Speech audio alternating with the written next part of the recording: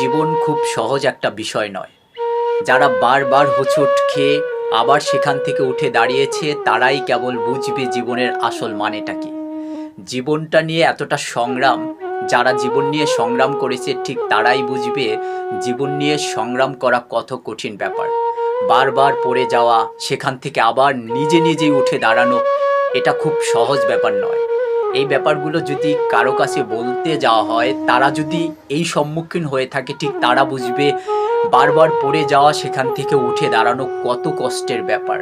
আর ছোটবেলা থেকে যারা সব কিছু পেয়ে বড় হয়েছে তাদের কাছে যদি এই ধরনের ঘটনা বলা হয়, তারা কেবল শুধু হাসি দিবে, তারা এই কঠিন কথাগুলোর ওয়েট বুঝবে না।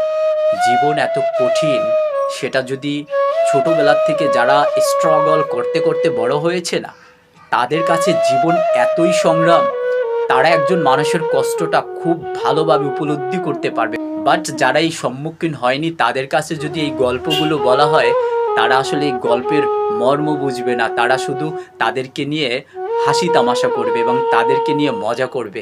তাই আপনার গল্পটা আপনি তার কাছেই বলবেন যারা ছোটবেলার থেকে স্ট্রাগল করতে করতে বড় হয়েছে এবং বারবার পড়ে গিয়েছে, সেখান থেকে আবার নিজে নিজে উঠে দাঁড়িয়েছে।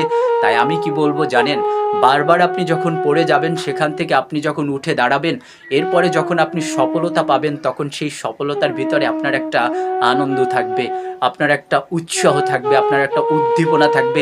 আপনি কোনোদিন মানুষের কাছে বলতে পারবেন আমার জীবন নিয়ে এতটা সংগ্রাম করে এখানে আজকে দাঁড়িয়েছি।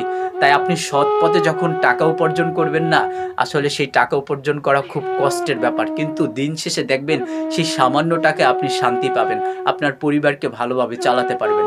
আর আপনি যদি অবৈধ পথে অনেক টাকা ইনকাম করেন, সেই টাকায় আপনি শান্তি পাবেন না।